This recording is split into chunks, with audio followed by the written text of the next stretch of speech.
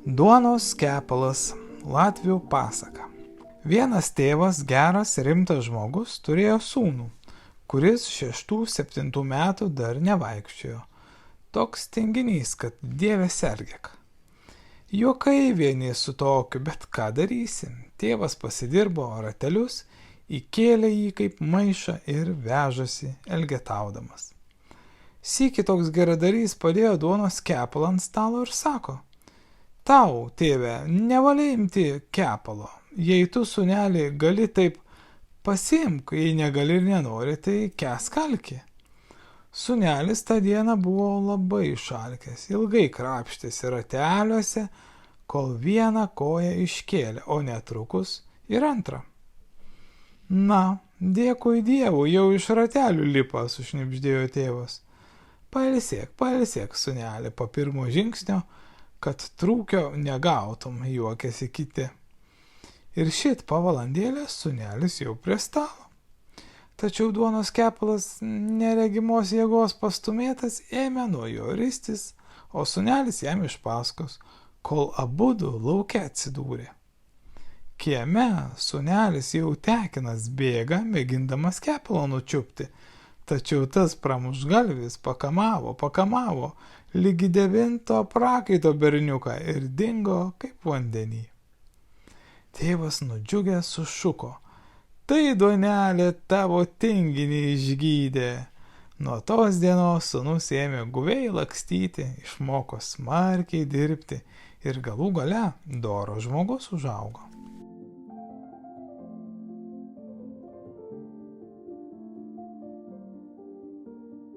Gražioji kulinė. Čiuvašų pasaka. Vienas senukas turėjo 3 sūnus.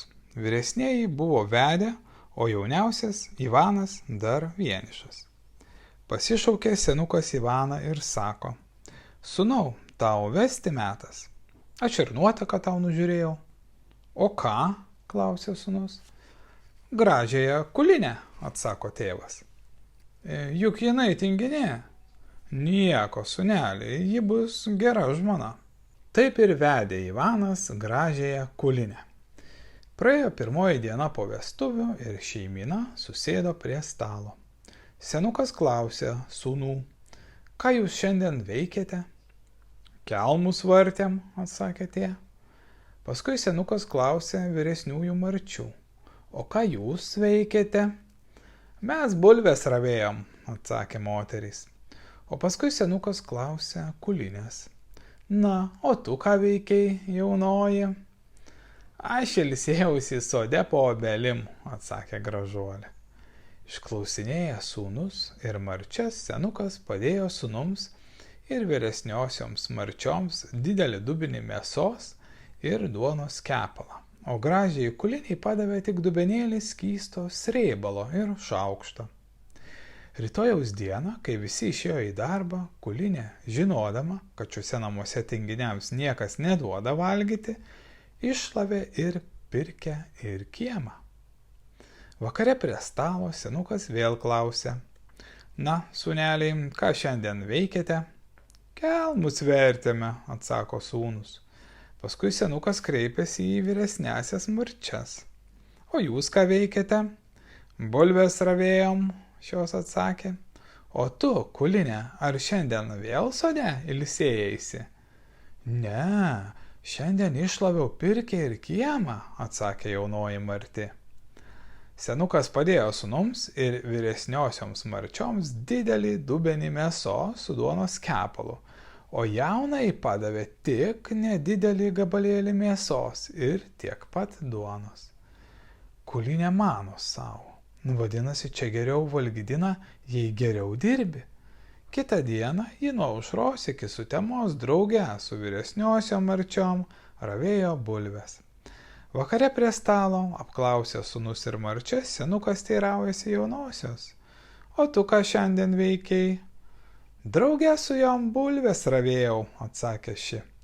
Senukas buvo patenkintas ir visi sočiai privalgė mėsos su duona.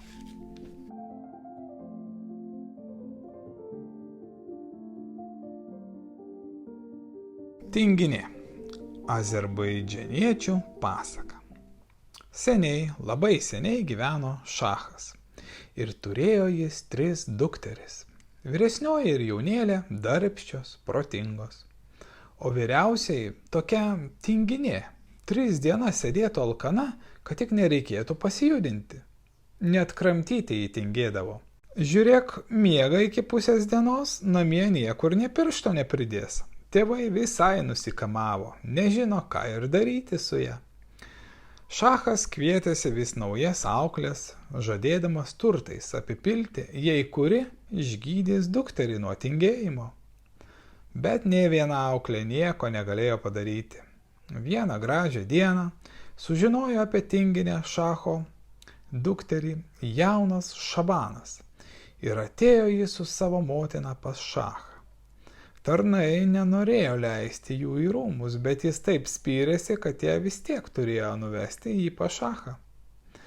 Puolė Čabanas ant kelių prieš šalies valdovą ir sako: O didysis šache, pasiekė ir mane gandas, kokių vargų turi. Tikriausiai aš galėčiau padėti. Leisk savo dukterį, tegu ji pagyvena metus su mano motina, ir jei duktė nepasveiks, galėsi nukirsti man galvą. Šachui tai buvo įgrįsusi tinginė duktė, kad jis ilgai negalvodamas sutiko atiduoti ją Šabanui. Pasodino mergelę į palankiną, užkėlė ant 2 kupranugarių ir nugabeno pas Čabaną. Čia ji nulindo į tamsiausią kampą ir nė žingsnio niekur.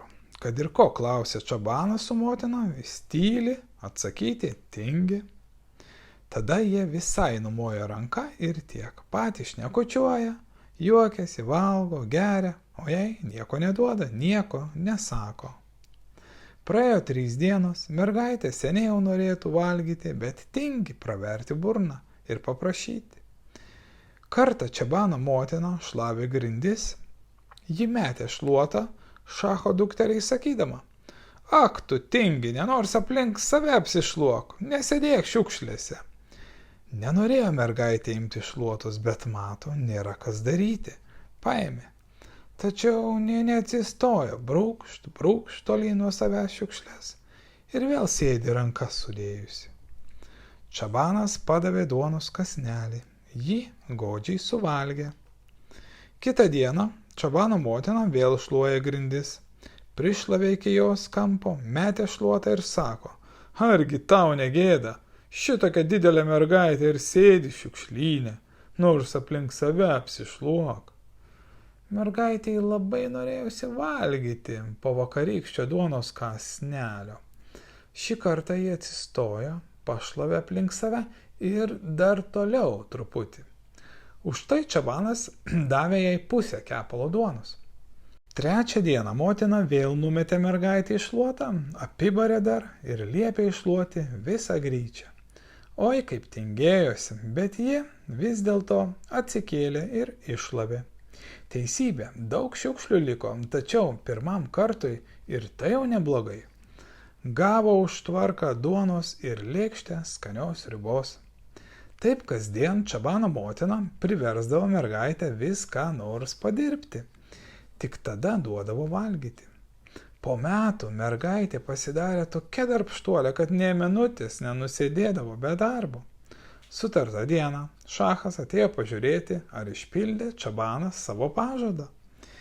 Nei motinos, nei sūnaus namie nebuvo. Rado jis tik savo dukterį.